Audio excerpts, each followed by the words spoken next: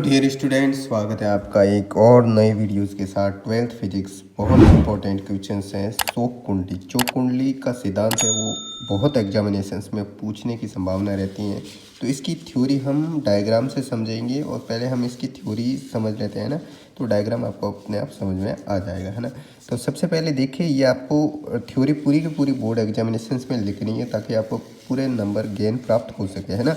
तो देखिए, जो कुंडली होती क्या है कि एक ऐसी कुंडली जिसका स्वप्रेरकत्व एल अधिक व प्रतिरोध आर अल्प हो, है ना। यानी कि कोई कुंडली है जिसका प्रेरकत्व स्वप्रेरकत्व जो एल होता है वो तो हाई होता है, वो तो अधिक होता है, परंतु जो प्रतिरोध होता है वो अल्प होता है। ये ध्यान रखना, ये इसकी परिभाषा है। उसे क्या कहते हैं? छोक कुंडली कहते हैं, है ना। यह विद्युत रुद्ध तांबे के तार को, ये ध्यान रखना, कौन सा तार होता है? तांबे के तार को एक पटली लोक रोड के ऊपर लपेटकर बनाई जाती है। ये कैसे बनाई जाती हैं? तांबे के तार को देखिए, यहाँ पर डायग्राम में हम देखेंगे। ये आपको डायग्राम पहले भी बना सकते हो और अंत में भी बना सकते हो, है ना। तो देखिए, ये तांबे का तार की कुंडली है। मैं आपको यहाँ अच्छा डायग्राम बनाया हुआ है। यहाँ तांबे का तार है, देखिए ये तांबे का तार है, तांबे के तार की कुंडली है ना। तो ये इसके चौकुंडली तो इसको कहते हैं, ये चौकुंडली, है ना। तो ये तांबे का एक रोड है, ये पूरी जो ये लाइनिंग है ना, ये तांबे की रोड है और उसमें जो तांबे की तार की कुंडली बनाई हुई है, तो ये चौकुंडली, इसको पूरी का चौकुंडली कहता है। यहाँ पर बल्ब लगा हुआ है या प्रत्यावर्ती धारा है, एसी।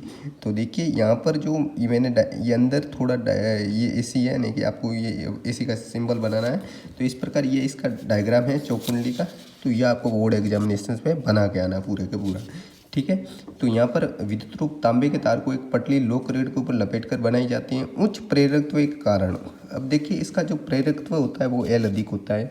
तो उच्च प्रेरकत्व के कारण फाई का मान होता है वो 90 डिग्री, यानी फाई जो होता है, हम पढ़ते हैं जैसे कि ये जो प्रत्यावर्ती धारा का टॉपिक पढ़े उसमें कोस थीटा आता है ना, कोस फाई या कोस थीटा आता है।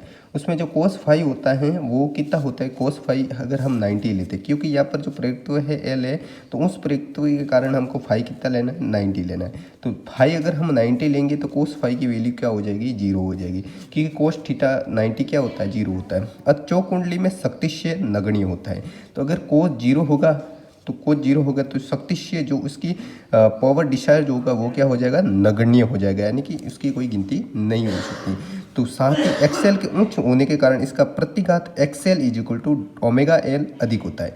अगर देखिए, सर्वप्रथम जो एल होता है वो हाई होता है, एक्सेल की जो वैल्यू होती है वो उच्च होती है, उसके कारण इसका प्रतिघात क्या होता है? एक्सेल होता है। प्रतिघात एक्सेल होता है तो एक्सेल की जो वैल्यू होती है वो क्या होती है? Omega L. और ओमेगा एल हमेशा क्या होता है? हाई होता है, ध्यान रखना। और हमें पता है कि जो एक्सी होता है धारित्य प्रतिघात, वो क्या होता है? 1/ओमेगा सी।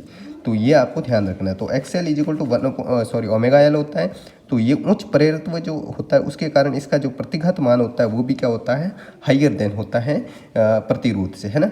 तो चौक कुंडली किसी प्रत्यावर्ती धारा के मान को कम करने के लिए उपयोग ली जाती है। ये बहुत इंपॉर्टेंट पॉइंट है कि चौक कुंडली का जो उपयोग होता है वो किसके लिए होता है? प्रत्यावर्ती धारा, ऐसी करंट होता है उसमें उसके मान को कम करने के, लेस के लिए उपयोग में ली जाती है, यूज में ली जाती है। इसका उपयोग कहाँ करते हैं? एक तो ट्यूबलाइट, पारद लैंप इत्यादि में किया जाता है। इसके अंदर चौक कुंडली आती है। यदि चौक कुंडली के स्थान पर प्रतिरोधक का उपयोग धारा नियंत्रण के लिए किया जाता है। अब ये भी क्वेश्चन आ सकता है कि बोर्ड में कि यदि हम चौक कुंडली में जो यूज होता है प्रेरक, उसके स्थान पर प्रतिरोधक का यूज करें तो उस पर क्या इफेक्ट पड़ेगा? तो देखिए, प्रतिरोधक का उपयोग धारा नियंत्रण के लिए किया जाए तो प्रतिरोधक में विद्युत ऊर्जा की हानि होती है। तो जो प्रतिरोध होता है उसमें विद्युत ऊर्जा की हानि होती है, क्योंकि प्रेरकत्व तो होता है वो हाई होता है और प्रतिरोध होता है वो लेस होता है ना। तो उसमें जो विद्युत ऊर्जा होती है, इलेक्ट्रिक एनर्जी होती है, उसकी क्या होती है? हानि होती है ना। इसमें शक्तिहीन धारा का मान बहुत अधिक होता है।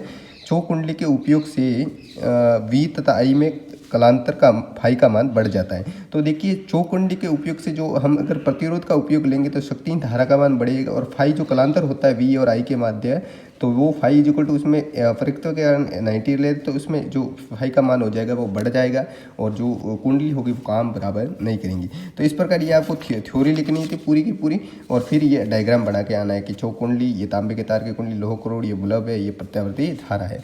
तो thanks for watching the videos. मिलते हैं नए वीडियोज़ के साथ, तब तक के लिए धन्यवाद। और वीडियोज़ ज़्यादा के साथ अपने दोस्तों के साथ शेयर कीजिए और चैनल को सब्सक्राइब जरूर कर लेना। Thanks for watching the videos. मिलते हैं नए वीडियोज़ के साथ, तब तक के लिए धन्यवाद।